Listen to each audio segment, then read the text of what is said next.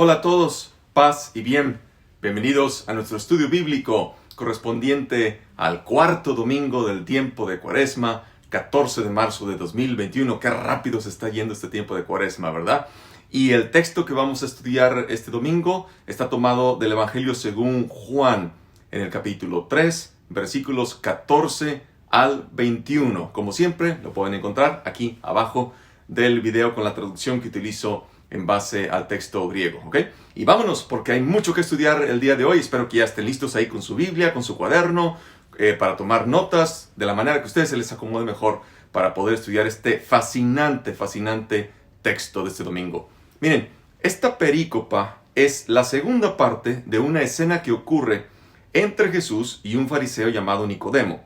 La primera parte de esta perícopa va del capítulo 3, versos del 1 al 11. Y la segunda de los versos 11 al 21. Hoy la liturgia nos presenta esta segunda parte, pero solo de los versos 14 al 21. De la existencia de Nicodemo, sabemos solo por el Evangelio de Juan, quien nos dice que era judío y fariseo. Nicodemo es un nombre griego, se pronuncia Nicodemos, que no era raro entre los judíos en la forma nakdimon en hebreo, y significa, en griego, Nicodemos significa el conquistador o el vencedor de la gente. Viene de Nike, que significa victoria, y demos, que significa pueblo, ¿ok? El vencedor o el conquistador de la gente. Nicodemo aparece 3 veces en total en el Evangelio de Juan. Las otras 2 son en Juan 7:50, donde da su parecer al partido de los fariseos al que pertenece, pidiéndoles que no se juzgue a Jesús sin antes escucharlo. Y luego en Juan 19:39, cuando en el momento del entierro de Jesús traiga una mezcla de mirra y aloe de unas 100 libras. ¿Ok? El narrador se refiere a él como jefe judío y Jesús se refiere a él como maestro en Israel. ¿Ok? Entonces, jefe judío, jefe en griego se dice arjón, significa que quizás Nicodemo pertenecía al Sanedrín, el organismo supremo de gobierno del pueblo judío, integrado por sacerdotes, casi todos de la casta de los saduceos, escribas, fariseos y ancianos laicos de la aristocracia. Sus 70 miembros estaban presididos por el sumo sacerdote para ser un total de 71. Nicodemo entonces es alguien con solvencia económica y con prestigio, influencia social, política y religiosa. No es un cualquiera, ¿ok? Es un personaje muy importante. Dice el texto también que es maestro en Israel, y la palabra para maestro es didáscalos. Maestro en Israel hace alusión a su rol como fariseo. Pero, atención aquí, no pensemos mal de inmediato. Los evangelios han influido mucho en nuestra percepción negativa de los fariseos porque son presentados como enemigos de Jesús. Sin embargo, no debemos de adelantar juicios. Los fariseos eran una de las 3 sectas o grupos más influyentes del judaísmo del tiempo de Jesús. Las otras 2 eran las sectas de los saduceos, entre los cuales había muchos de la casta sacerdotal, y la secta de los esenios. Cuando digo sectas, no se debe entender en su sentido negativo o peyorativo, sino simplemente en su significado de grupos separados entre sí, pero afines en algunos aspectos doctrinales, morales y cultuales, puesto que los 3 se consideraban plenamente, auténticamente judíos. De los fariseos sabemos al menos por 3 fuentes. La primera, por el historiador Flavio Josefo, quien los menciona y explica sus creencias en 2 de sus obras, la guerra de los judíos y las antigüedades judías. La segunda fuente, por los escritos del Nuevo Testamento. Y la tercera fuente, por la Mishnah o Mishnah, que es un compendio de tradiciones legales y rituales judías finalizado a inicios del siglo III después de Cristo. Los fariseos no eran todos malos y opuestos a Jesús como los evangelios nos lo presentan la mayoría de las veces. De hecho, los evangelios nos refieren cómo algunos de los fariseos empezaron a creer en Jesús o tenían simpatía o afinidad por Jesús. Los fariseos tenían como norma de vida no solo la Torá escrita o la ley de Moisés escrita, sino también creían en una segunda ley de tipo oral, la ley oral, que supuestamente, decían ellos, se derivaba de la ley escrita de Moisés. Los fariseos no pertenecían al grupo sacerdotal. Creían en la sobrevivencia del alma después de la muerte, en la resurrección de los muertos, en la idea escatológica de un juicio final, en la existencia de ángeles y sobre todo hacían mucho énfasis en las prácticas de pureza ritual. Hay quienes opinan que los fariseos tenían la idea de que un Mesías llegaría a establecer el reino de Dios, pero para que eso sucediera, ellos y el pueblo deberían de purificarse lo más posible, sobre todo cumpliendo estrictamente todos los preceptos de la Torá escrita y oral. Si nos fijamos bien, Jesús al parecer coincidía con los fariseos en casi todas sus creencias, menos en su énfasis por la pureza ritual. Hace sentido, entonces, por qué en época posterior a Jesús, algunos de ellos empezaron a creer en él. No se nos olvide, por ejemplo, que el personaje más famoso del Nuevo Testamento después de Jesús va a ser un fariseo. Así es, Saulo o Pablo de Tarso. ¿Ok? Entonces, los fariseos eran pues gente que conocía muy bien su tradición religiosa y trataban de seguirla con estricto apego, y quizás la mayoría de ellos con muchísima honestidad, como sucede ahora con muchos católicos honestos y sinceros. Lo que quizás pasó a algunos de ellos es que pensaron que lo más importante del judaísmo eran las prácticas de purificación externas, la abstinencia de ciertas comidas y el apego estricto a la ley por la ley, lo cual quizás hizo que algunos de ellos se volvieran algo legalistas e intransigentes, como sucede también ahora con muchos católicos. Los fariseos no eran pues muy distintos de muchos de nosotros hoy. Hay que estar bien atentos para que en nuestro esfuerzo por colaborar con Dios por nuestra salvación y santificación no caigamos en el legalismo y la intransigencia, pues nos volveríamos exactamente lo contrario de lo que pretendemos ser. Tengo todo un curso sobre los fariseos que podemos estudiar en otra ocasión, pero ahora es momento de regresar con Jesús y Nicodemo. El evangelista comienza con una frase que hace alusión al libro de los Números, capítulo 21, versos 8 al 9. Vayan ahí para que la vean. Números 21, 8 al 9.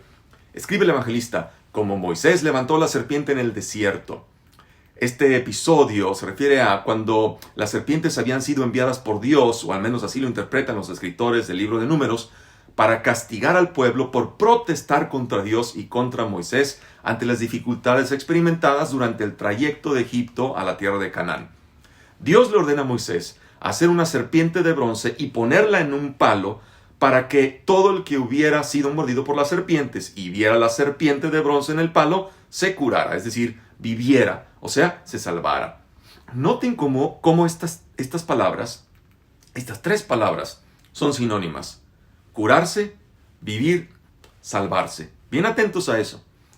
Este episodio sigue el esquema clásico de castigo, perdón, salvación, propio de la mentalidad de casi todos los escritores del Antiguo Testamento. Hay que tener eso bien presente. Entonces, tanto el texto masorético, esto está bien interesante, fíjense, tanto el texto masorético en hebreo como la versión griega de los 70, ¿ok? Estos son las dos fuentes que tenemos del Antiguo Testamento, ¿ok? Son el texto masorético en hebreo que aparece después del siglo XII después de Cristo, la versión griega de los 70, ¿sí? Y también, por supuesto, los documentos que se llaman o manuscritos del Mar Muerto, ¿ok? Entonces, pero fíjense, en el texto masorético en hebreo, como en la versión griega de los 70, el término para mástil o palo de un estandarte que utiliza el libro de los Números es el mismo que se usa para la palabra signo.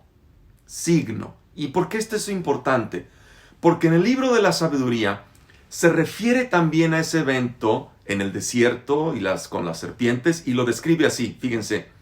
Tenían un signo de salvación para recordar los mandamientos de tu ley, y el que lo miraba, el signo, se curaba, no por lo que contemplaba la serpiente, sino por ti, se refiere a Dios, Salvador de todos. En el libro de la sabiduría, capítulo 16, versos del 6 al 7. ¿Se fijan?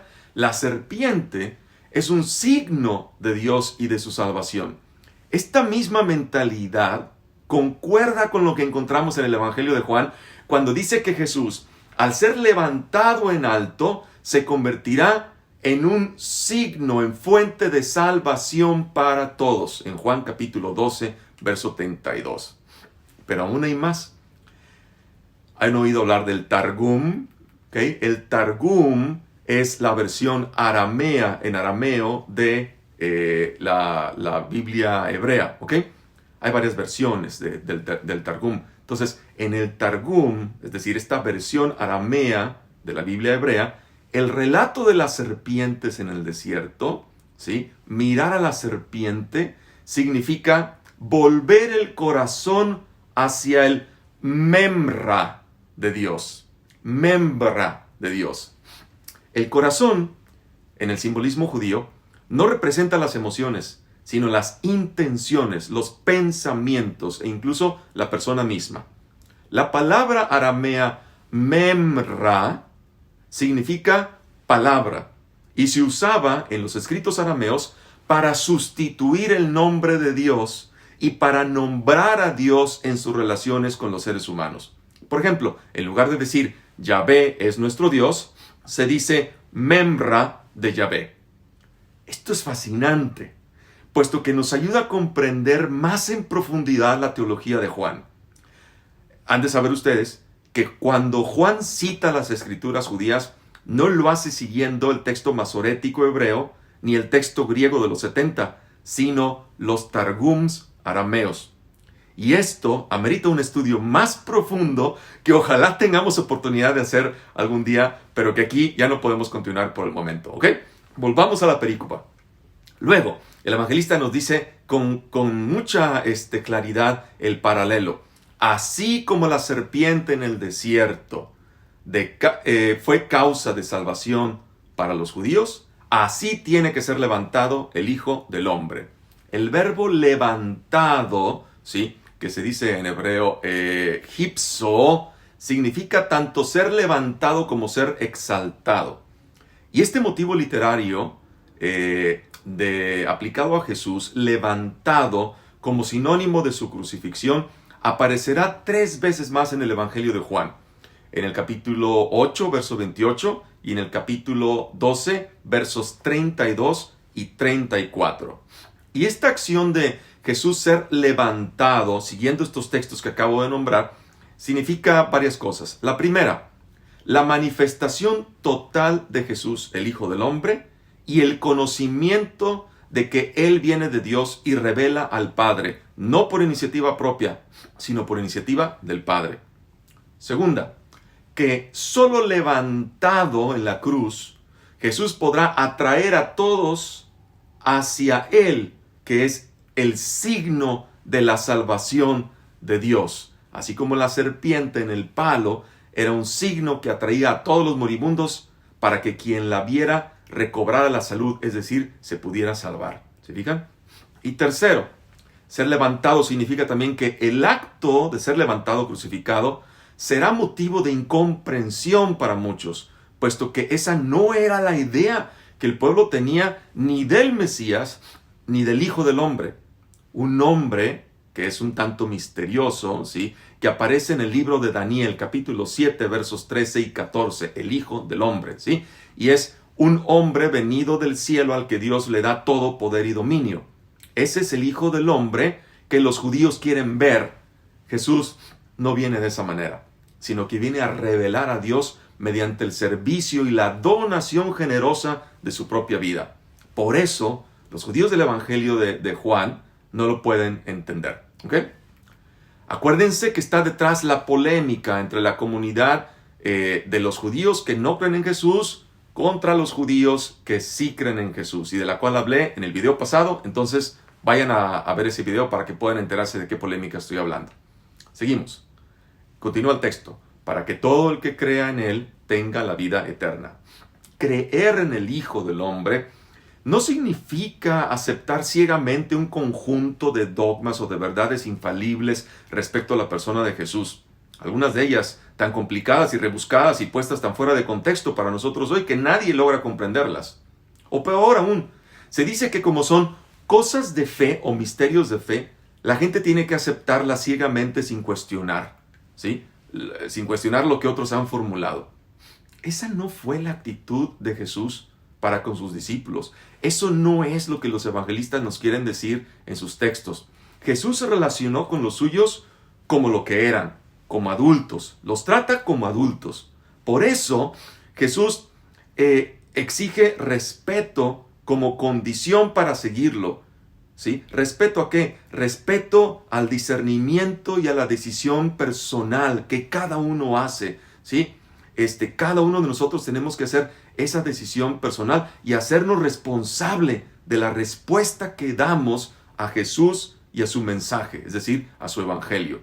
Entonces, creer es un tema muy importante en el evangelio de Juan. En griego, creer se dice pisteio, y significa, fíjense, responder con amor a Dios que me ama. Creer significa responder con amor a Dios que me ama.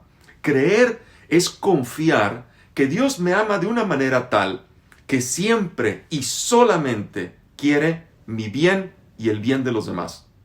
Creer es ser fiel a este Dios de una manera completa, radical, absoluta, poniendo mi inteligencia, mi emotividad y mi pasión, todo lo que yo soy, y todo lo que sé, y todo lo que tengo y lo que puedo, al servicio de la causa de Dios, que no es otra, sino que todos tengamos vida abundante.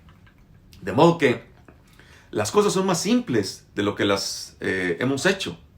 Creer en el Hijo del Hombre significa, puesto en palabras actuales, trabajar para desarrollar en nosotros mismos y entre nosotros la plenitud de vida que Dios nos ofrece en y a través del mensaje y el ejemplo de Jesús, de su persona, de su misión. ¿Y cómo se logra esa plenitud de vida? Amando. Así de sencillo. Creer significa acoger el amor del Padre y comunicarlo a los demás con obras concretas al estilo de Jesús. Por eso dijo, ámense unos a otros como yo los he amado. En Juan 13:34 y luego en el capítulo 15, versos 12 y 17. Luego, por primera vez aparece en este evangelio otro tema muy querido del evangelista, el tema de la vida eterna. Algunos dicen que el evangelio de Juan es el evangelio de la vida y de la vida eterna. La expresión vida eterna aparece 17 veces en Juan. Vida eterna en Juan significa la vida misma con que Dios vive. Jesús, en su calidad de Hijo de Dios, porque piensa y se comporta como su Padre, posee y comunica y hace posible, es decir, accesible, esta vida a todos cuantos reciben su mensaje y siguen su ejemplo. Por eso dice, fíjense, a quienes lo recibieron, a la palabra, al proyecto del Padre que es Jesús, ¿sí? Y a su evangelio, a quienes lo recibieron, les dio el poder, la capacidad de hacerse hijos de Dios. En Juan 1:12. Juan nos dice también que en él, en Jesús, como palabra o proyecto de Dios, estaba la vida, en Juan 1:4. Y también que el propósito de la misión de Jesús es traer vida abundante, en Juan 10:10b. Ese versículo 10 está dividido en dos, 10a y 10b. Entonces, Juan capítulo 10, verso 10b. ¿Sí? Traer vida abundante. También ha dicho Juan que las palabras de Jesús son espíritu y vida, que es sinónimo, espíritu y vida, ¿sí? En Juan 6:63. Y para sellar, para rematar su libro tal como lo abrió, Juan dice al final de su evangelio que este ha sido escrito para que tengan vida en su nombre, el nombre de Jesús. ¿Y cuál es el nombre de Jesús? Yahvé salva. Yahvé salva, en Juan 20:31. Podríamos detenernos en todos los pasajes donde Juan habla de la vida, pero eso nos llevaría muchas horas. Entonces, continuemos. La vida que Jesús trae es eterna, no tanto por su duración, sino por su cualidad. Vida eterna significa una vida de una calidad tan grande que se tiene ya desde el presente, desde aquí, desde ahora mismo, como consecuencia de poner en práctica el mensaje de Jesús, que es amar con obras concretas. La vida eterna empieza desde aquí y desde ahora y continúa después de la muerte. Para Juan, la vida eterna es la vida de la era futura, pero otorgada ya desde aquí y desde ahora. Por eso dice, para que todo el que crea en él tenga vida eterna. ¿Sí? En otro pasaje el evangelista lo dice todavía con mayor claridad. Dice, todo el que cree en mí tiene vida eterna, en Juan 6:47. ¿Se fijan que el verbo está en presente de indicativo? Dice, tiene, ya desde aquí, desde ahora. Entonces, esta vida eterna la tiene todo aquella que como Jesús aspira y trabaja por mostrar el amor con obras concretas, si es necesario hasta las últimas consecuencias. Así de sencillo y así de difícil. Si amar es lo que nos hace tener vida eterna, entonces lo que la impide no es la muerte, sino el pecado. El pecado es el no amor. Pecar es no amar. Si amar es generar vida, entonces pecar es impedir, atentar, destruir la vida en todas sus manifestaciones. La vida humana y la vida ecológica de la cual los humanos somos parte. La solución que Jesús da al pecado es el amor. Si Dios es amor, si el Cristo Jesús es amor, entonces el anticristo es todo aquel que no ama. Esto se ve con muchísima claridad en la primera carta de Juan, ¿ok? Donde se dice quiénes son los anticristos, los que no aman, los contrarios a Cristo, ¿sí? Los que no aman. Y cómo hemos malentendido esa imagen a veces, ¿verdad? Ok, pero ya me extendí demasiado y no tenemos mucho tiempo, así es que sigamos. Continúa el texto, porque tanto amó Dios al mundo que dio a su Hijo único. Aquí la palabra mundo no tiene un sentido negativo de oposición a Jesús, como lo tiene en otros pasajes en Juan, sino el de humanidad. Dios amó y ama al mundo, humanidad. Qué distinto es esto de algunos sermones que se oyen todavía por ahí, de que Dios está juzgando y castigando al mundo con tal o cual guerra, peste o pandemia o desastre natural, o tal o cual persona con esta dolencia o enfermedad, Dios la está castigando. Hermanos, hermanas, hemos de erradicar esas ideas y ese lenguaje de nuestro vocabulario cristiano, porque todas esas son auténticas herejías, de acuerdo al Evangelio, ¿ok? Dios es todo lo contrario. Dios amó y ama al mundo, a la humanidad, ¿sí? Y en vez de pedirle algo al mundo, humanidad, Dios le ha dado a alguien, su Hijo único. El Dios amor de Jesús no es un Dios que pide o exige cosas, sobre todo cosas imposibles, ¿sí? O inalcanzables. No, es un Dios que ofrece, que dona, que regala, un Dios que es gracia, don absoluto, creador de vida, y que llega al extremo de ofrecerse a sí mismo para que todo el que crea en él no perezca, sino que tenga la vida eterna. ¿Se fijan? Otra vez, la voluntad de Dios es que tengamos vida. El sufrimiento y la muerte son inevitables porque son parte de la naturaleza humana, de la vida misma, de este mundo físico en el que vivimos, ¿sí? Pero, cuidado, hay de aquellos que son responsables de infligir, de provocar, de producir sufrimiento, dolor, angustia y muerte. Porque esos son los que de verdad están opuestos al plan de vida de Dios. ¿Ok? Entonces, Dios es capaz de concedernos esta vida eterna, ¿sí? Que puede superar la muerte misma. Porque es su vida misma, la vida de Dios. Ya dije antes cómo se logra esta vida. ¿Sí? Esta vida eterna, amando a los demás al estilo de Jesús. ¿Ok? En griego, la palabra perecer, ¿sí? Se dice apolinai, ¿sí? O apolinai. Y es también un término característico de Juan. Significa perderse, perecer, ser destruido. El ser humano no es un ser acabado, ¿sí? Sino que nos vamos haciendo. Estamos en proceso de hacernos, de construirnos, de realizarnos. Y esta realización depende del uso que hacemos de nuestra libertad, de las decisiones que tomamos, de a quién y cómo decidimos amar.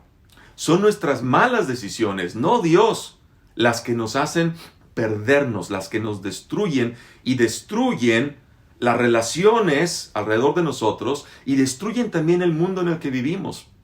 Lo que Jesús nos asegura, por su experiencia propia, es que si decidimos poner nuestra libertad para servir y amar, entonces podemos construir una existencia plena, justa, libre, amorosa, feliz para nosotros y para todos aquellos con quienes estamos en relación.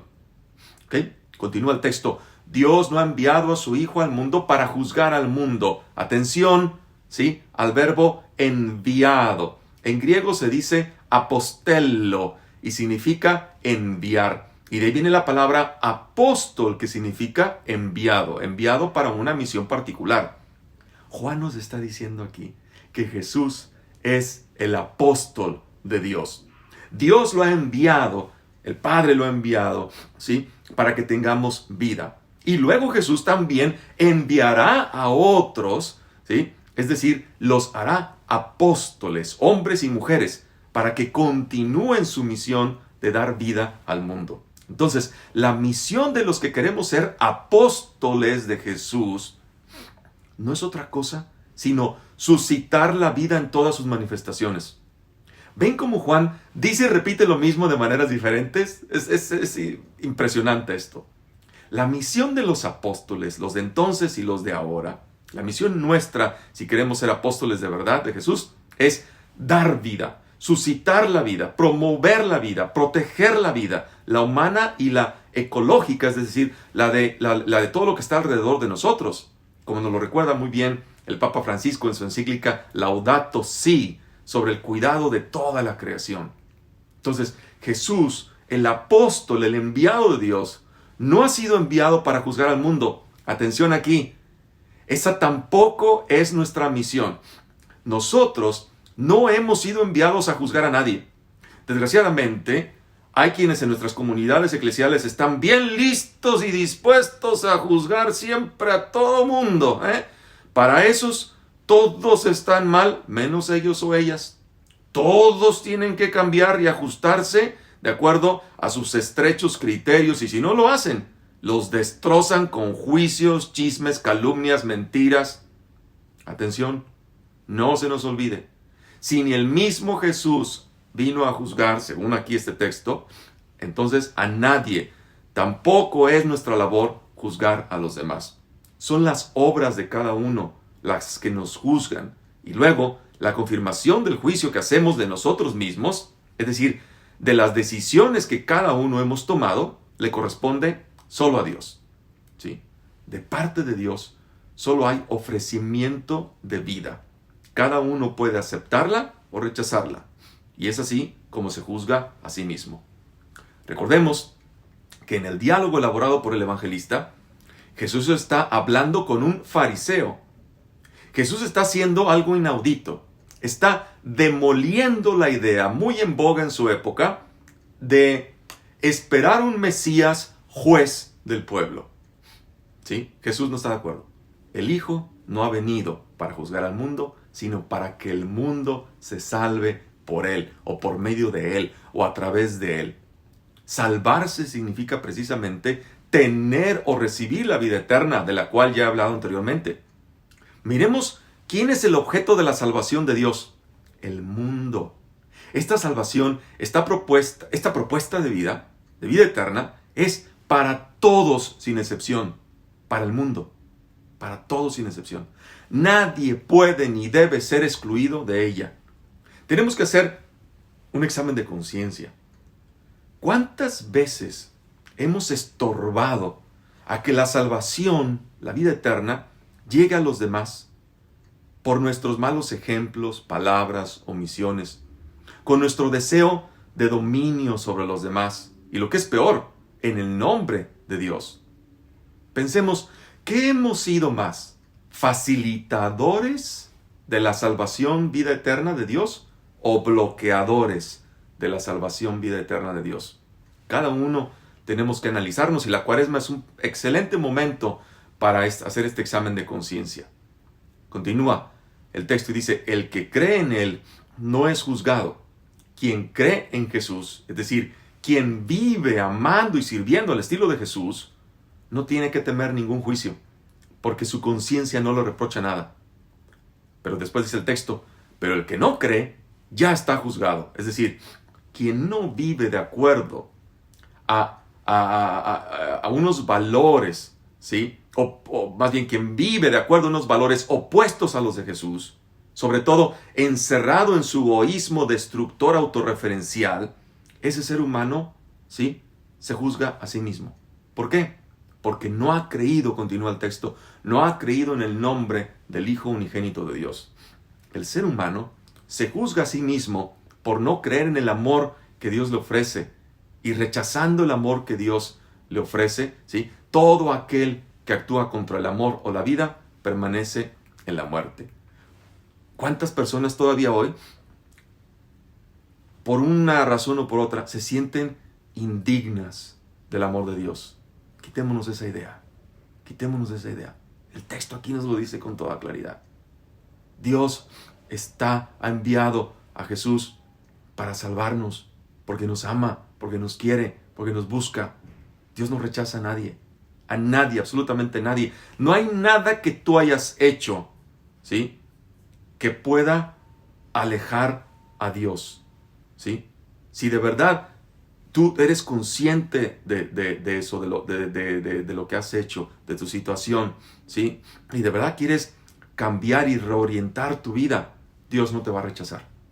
Porque Dios ha enviado a Jesús, ¿sí?, para salvar al mundo, para darle vida eterna al mundo. Y eso te incluye a ti y a mí.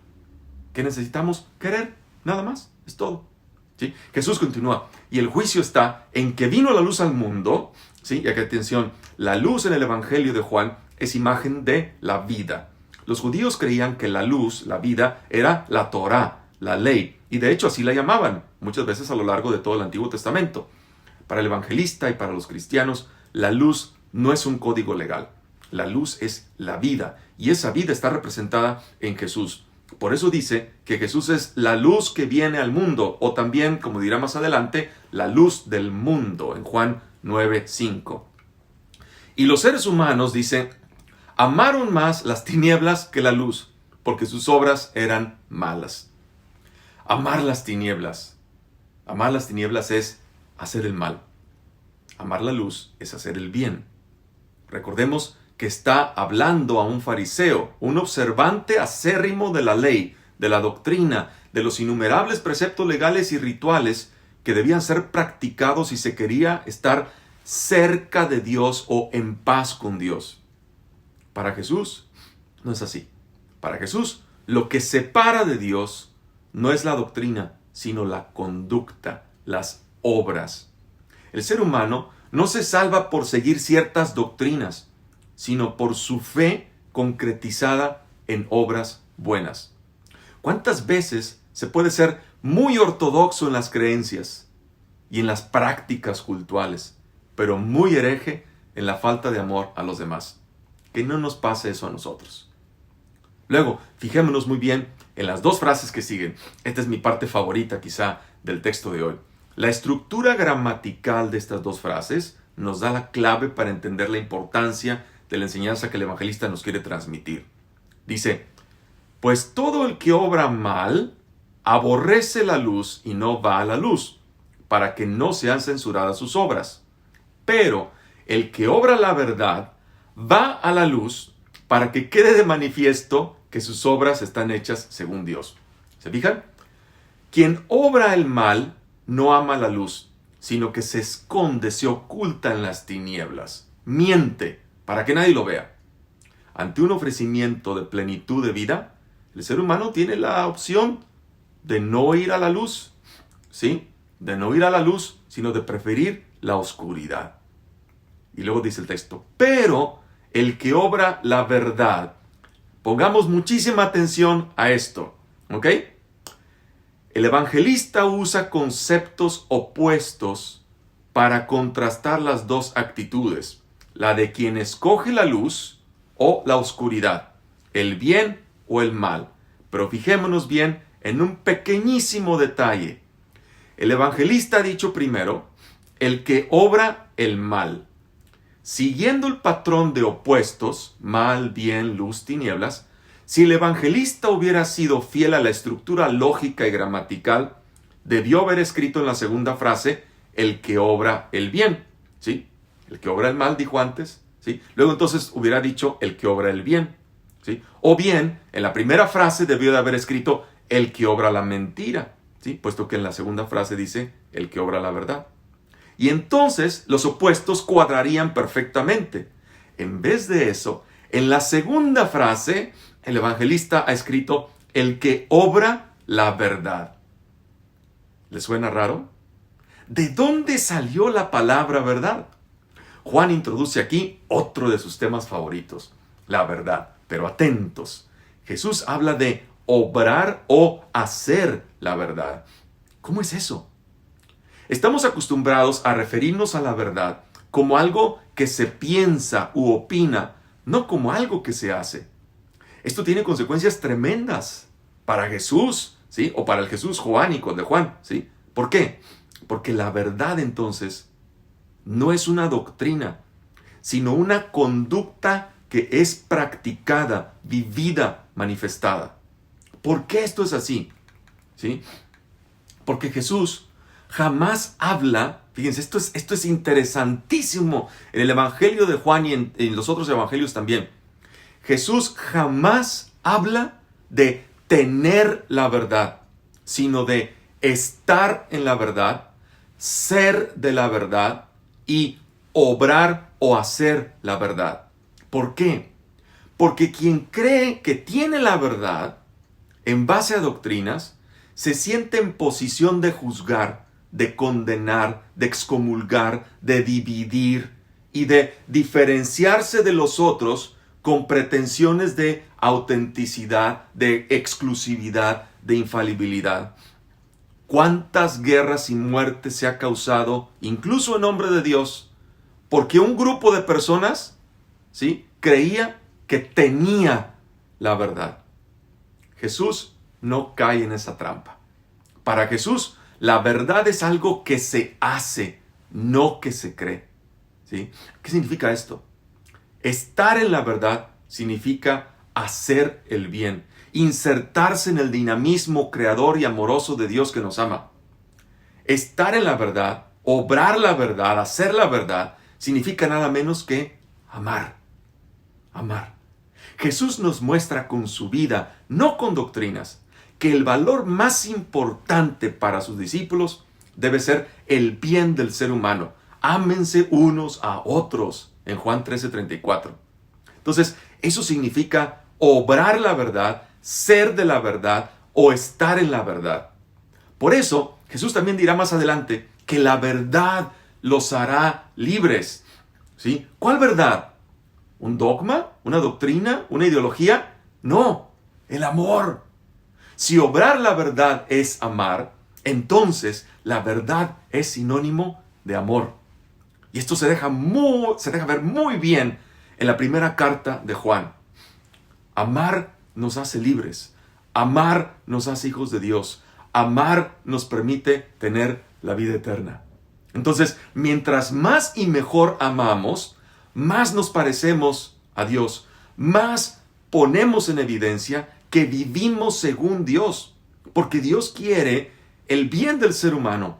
Por eso dice, para que quede de manifiesto que sus obras están hechas según Dios, es decir, de acuerdo al plan de Dios, que tengamos vida abundante. Nicodemo ha permanecido callado en esta segunda parte de la perícopa. Nicodemo no es malo, simplemente no entiende, tiene miedo, está muy dominado todavía por su mentalidad, por sus ideas, por su formación, por su doctrina, ¿sí? Como nos pasa también a muchos de nosotros, que a veces no terminamos de entender a Jesús. Nicodemo tiene miedo, por eso ha venido a ver a Jesús de noche. Aún no es plenamente libre. Él, que es maestro de teología en Israel, debería de saber esto y no lo sabe. Le va a tomar tiempo comprender y aceptar esta novedad de Jesús. En la figura de Nicodemo podemos vernos reflejados también nosotros. Entonces, pidámosle a Dios que nos abra el entendimiento y el corazón para aceptar, comprender y poner en práctica este evangelio que es sola y únicamente buena noticia para nuestras vidas. A veces es difícil de vivirlo, pero siempre vale el esfuerzo intentarlo. Es más lo que podemos ganar que lo que podemos perder, se los garantizo. Así que, entonces, a creer al estilo de Jesús, ¿sí? Es decir, a obrar la verdad, a amar lo mejor que podamos para tener vida eterna juntos, ya desde aquí y desde ahora y después por el resto de la eternidad con Dios, ¿ok? Muy bien, hasta aquí mi participación. Espero que haya sido o que pueda ser de utilidad. Como siempre, ya saben, pueden contactarme, mandarme sus preguntas, dudas al correo electrónico verbumdayofm@gmail.com, en la página Facebook @verbumdayofm. Muchas gracias a todos los que se han puesto en contacto. Y ya saben, como siempre, el videíto, darle like si te gustó, compartir, suscribirte, darle a la campanita. Ya te sabes el ritual, ¿para qué te lo tengo que decir? Ojalá que esto se pueda expandir para que más y más personas puedan estudiar la Biblia de una manera seria, madura, consciente, adulta, ¿sí? Que de verdad el mensaje del Evangelio pueda ser comprendido en cabalidad y que pueda ayudarnos a transformar nuestro entendimiento, pero sobre todo a transformar nuestras vidas, ¿ok? No me queda más sino decirles, como siempre, paz y bien para todos y nos vemos la próxima. Cuídense. Que Dios los bendiga. Gracias.